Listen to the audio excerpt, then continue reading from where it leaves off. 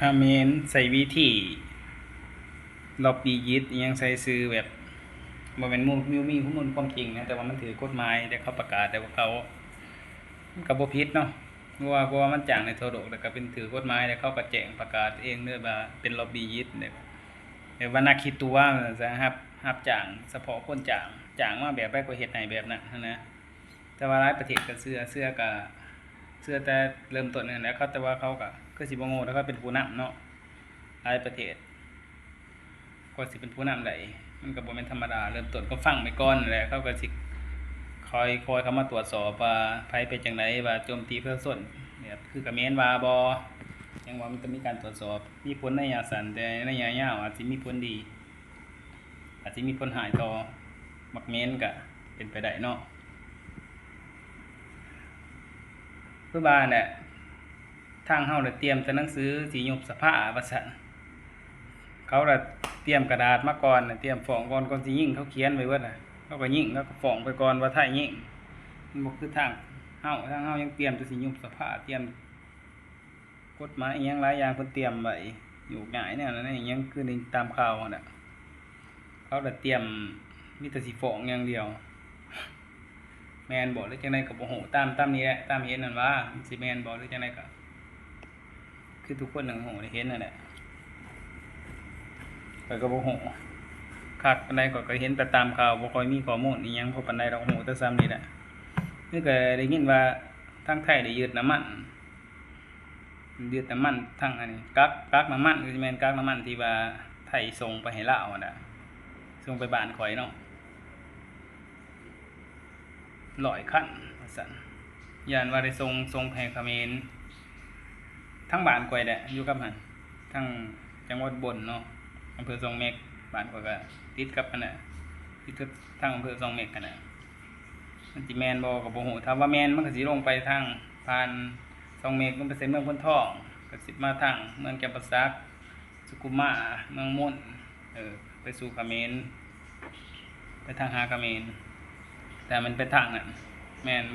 บ่เมืองนั้นมันก็หลายเมืองอยู่ต่อวันต่อมื้อมันไปจังไดแนวใดตรวจสอบโอ้ทางนั้นมันบ่ยากหรอกเพราะว่าบริษัทคนไทยอยู่หั่นหลายบริษัทสื่อมั่นรับสื่อมั่นอีหยังอีกเนาะ CJ อีหยังของคนไทยหลายๆอย่างนะไปเปิดอยู่ทางลาวหลายทั้งพนทองมึงจะปรึกษานี่แล้วก็ได้หลายสาขานี่มีแต่เป็นของคนไทยอยู่ทางนี้นี่หลักๆนี่แม่นบริษัทสื่อมั่นครับสื่อมั่นสัปปะหลังเนาะเป็นของคนไทยทั้งนั้นเลยเขาก็สิฮู้อาจสิเห็นเบิดนั่นแหละฮู้ว่าทุกอย่างมีข้อมูลนะสอบถามพวกนี้ก็สิเป็นไปได้ถ้าสอบถามได้ว่ามันไปจังไดแนวใดเขาเห็น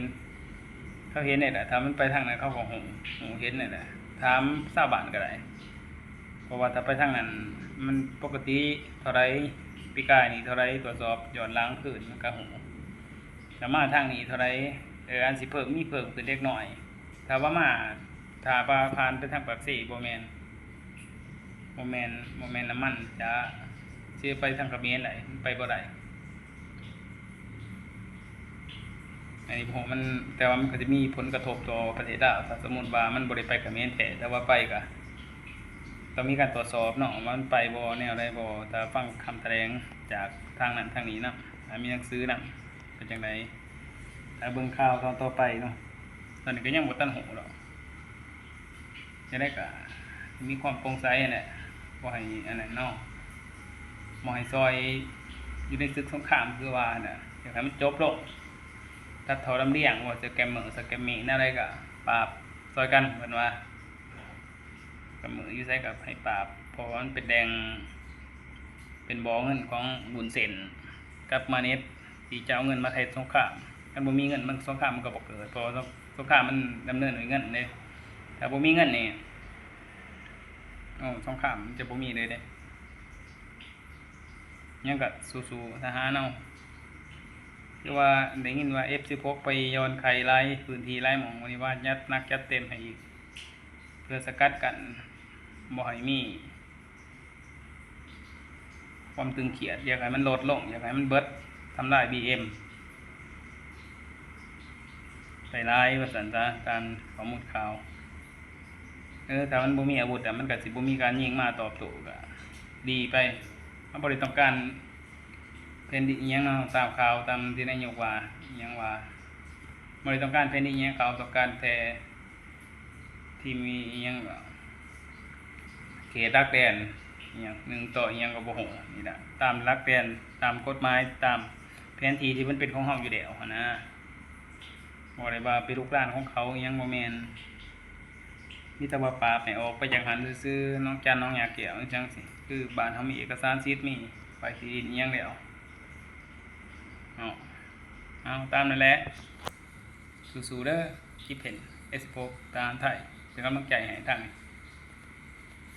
รักษาทักแผ่นดินรักไทย